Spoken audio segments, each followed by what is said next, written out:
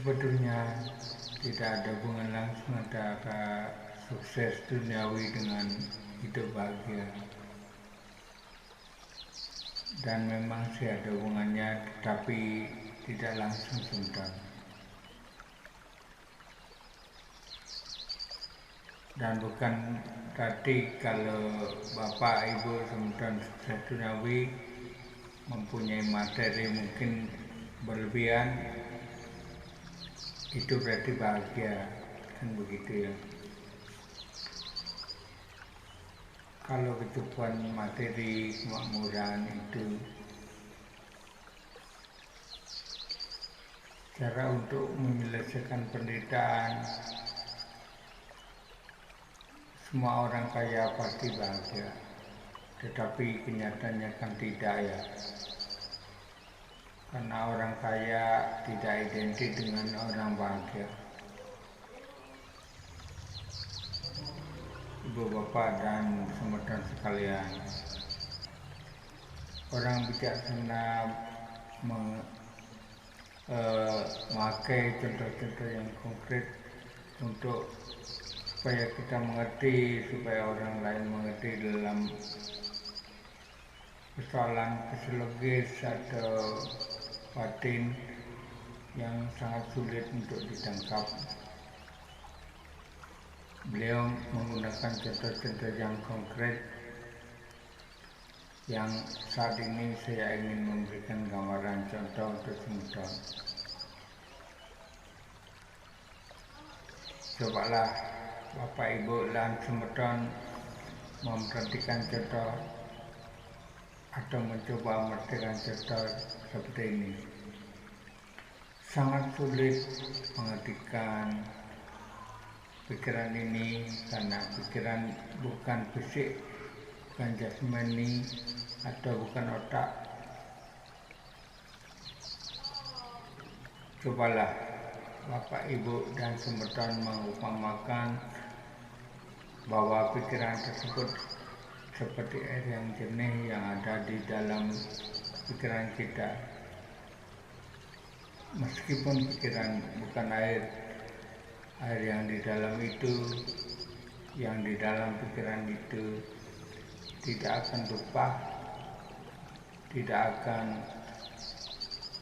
tertuang, meskipun saudara lari cepat, ikut olahraga, ikut yoga, berjungkir balik misalnya, air itu tetap jernih.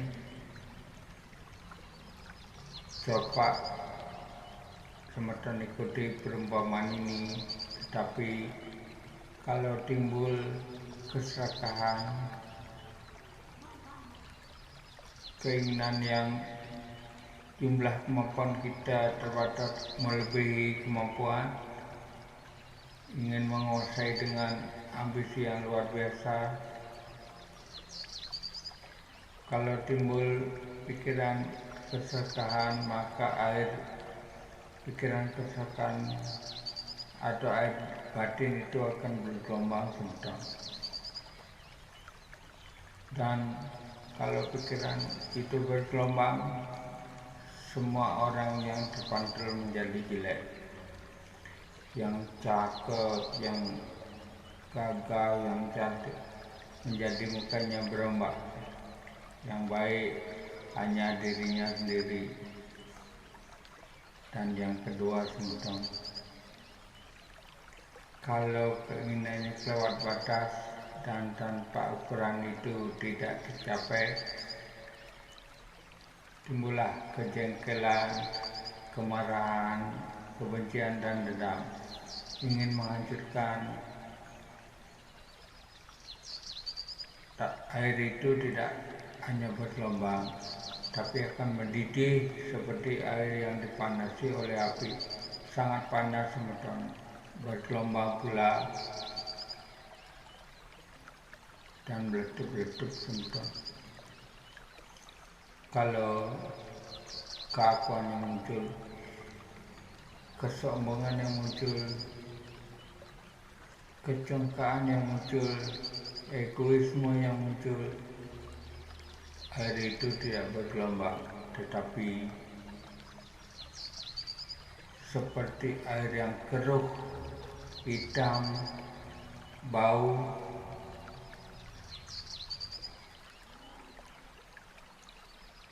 Seperti itu, teman-teman.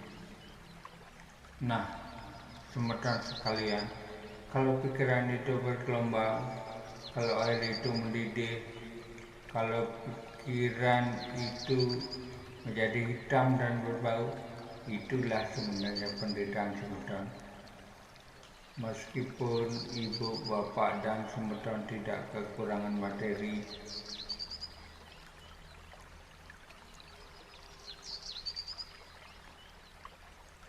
penderitaan akan muncul.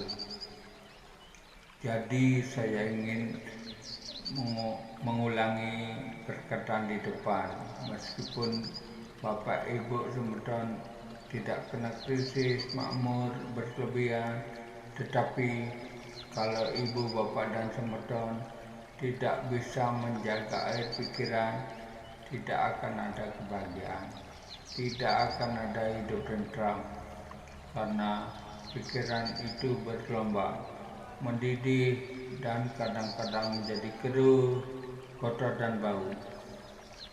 Air pikiran yang mendidih, kotor, dan berbau, itulah yang membuat kita tidak bahagia, teman-teman. Bukan masalah level ekonomi, kaya, miskin.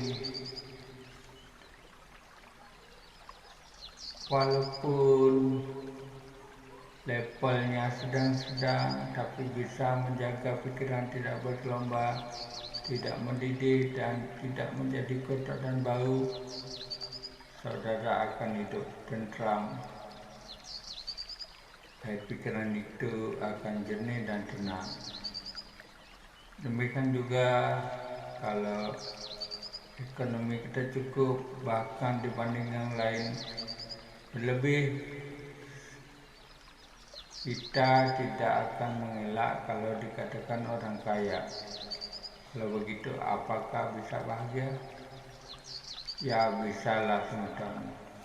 Kalau kita bisa menjaga pikiran itu tidak mendidih, tidak bergelombang, dan tidak bergejala, tidak berbau, kayak gitu. Jadi kesimpulannya, apapun level ekonomi teman-teman, baik itu sedang, kurang, bahkan